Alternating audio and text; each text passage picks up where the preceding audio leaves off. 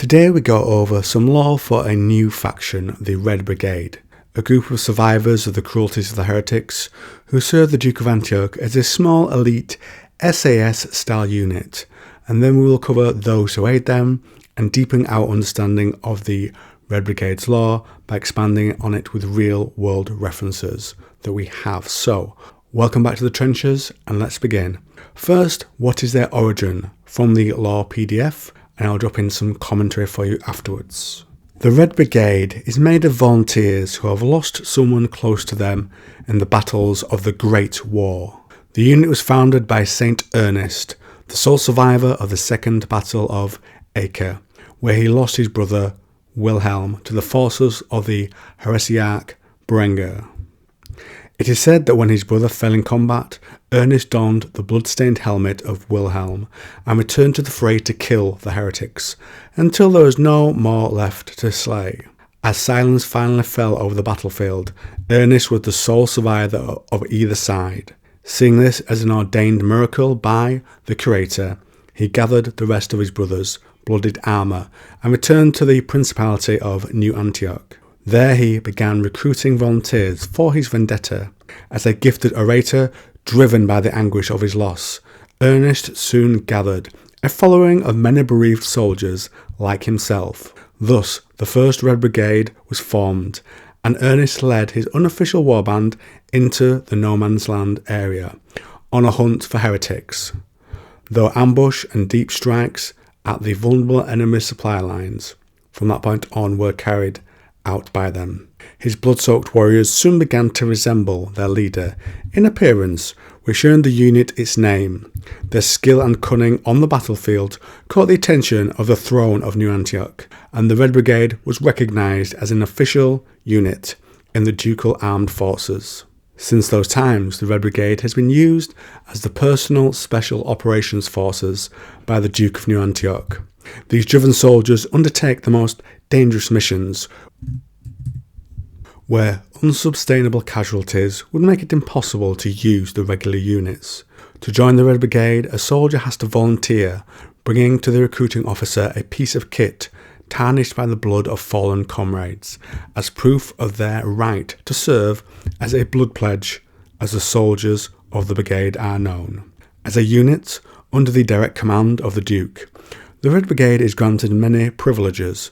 While garrisoned within the city, in addition to arms and provisions from the city's stores, their barracks are located at the Ducal Palace, and before the Red Brigade leaves for a mission, they dine at the table of the Duke and his closest officers in a lavish banquet known as the Feast of the Dead Men.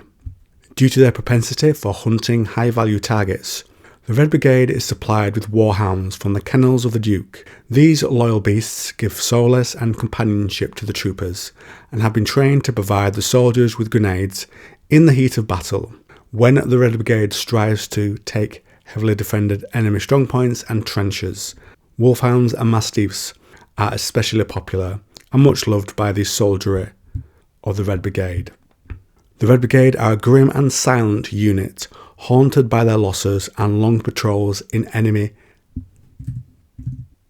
territory.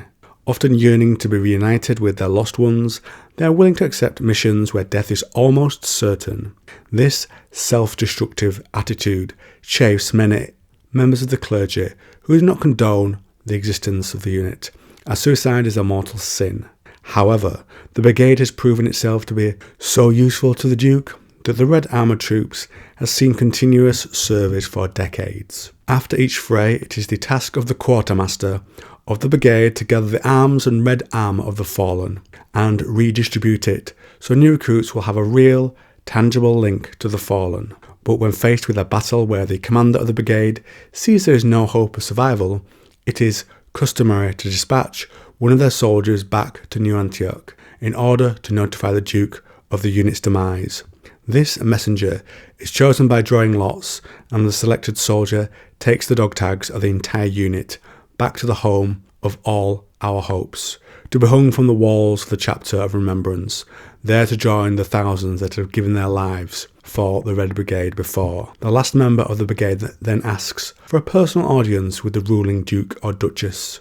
The traditional greeting in such circumstances by the survivor is as follows. The Red Brigade has fallen, to which the ruler of New Antioch solemnly answers, and the Red Brigade will rise anew. And thus the recruitment of the new brigade commences, and the cycle of violence, revenge and blood begins once more. So the dogs of the Red Brigade themselves can carry grenades, but also they have other purposes. They can guard and warn their masters of impending danger with their strong animal senses stretching out. Some can also carry a medikit to aid one of the brigades as they operate in no man's land. And of course the dogs can attack as well. The Red Brigade also has some communicants. These are people who taste the flesh and blood of a Metachrist and become stronger, uber hench. Racked with an aching sense of loss and despair, these crimson communicants find solace to their pain in the company of the grim Red Brigade. Numb to lesser physical sensations, they actively seek grievous wounds on the battlefield to forget their mental anguish. As a parting gift, when leaving the Mentalist monastery, they are each gifted an atonement bell. A crimson communicant can channel the sorrow of the second Metachrist through the sound of the bell, causing all to flee before them. So to go back to that origin and look at some of the lore that was mentioned there, we are told the Red Brigade is made of volunteers who have lost someone close to them. The unit was founded by Saint Ernest, the sole survivor of the Second Battle of Acre, where he lost his brother Wilhelm to the forces of the heresiarch Berengar. So we're going to look at 3 points here. We're going to look at what heresiarchs are, if there's any real world references to Berengar, and who Saint Ernest might have been in the real world lore. So let's get into that now. The heresiarchs are the fallen Knights Templar. Once this being was a human, but over time it has grown vast with its accumulated blasphemies. It is surrounded by the edifices of its belief, which drone their sermons unceasing, so one of them and their forces are a hell of a group to face. And the name it may mean nothing, but there was a Ramon Berengar III who became a member of the Knights Templar near the end of his life. He was the son of the Count of Barcelona. For the Saint Ernest, I can find a man who fought during the Second Crusade. He was an abbot. He fought with pilgrims and fighters led by the king's brother Otto. And am I the only one who can't see the word pilgrims without seeing trench before it? Anyway, they lost this one. Eventually, Ernest was martyred when he was captured by Saracens, and along with other prisoners, he was taken to the professed king of Persia in Mecca and told to worship that man's gods. Ernest refused. They try and convince him, and he is brought again before idols to give up his faith in the crater, and that's when he smashes them with a rock and meets a painful end there, and becomes a saint perhaps in our world. Now, this group strongly reminds me of special forces groups. The one I'm most familiar with, being a Brit, is the SAS. For the sake of adding a little concept on how the brigade may operate, I'll tell you a little about them. The Britannia tells us they are an elite British military force, organised and trained for special operations, surveillance and counter-terrorism. The SAS recruits from across the United Kingdom's armed forces, though mainly from the army and principally from the parachute regiment. The SAS was first formed in North Africa in July 1941 during World War II. David Stirling, its founder, saw the potential for a strike force that could operate independently deep behind enemy lines, attacking airfields and other important targets.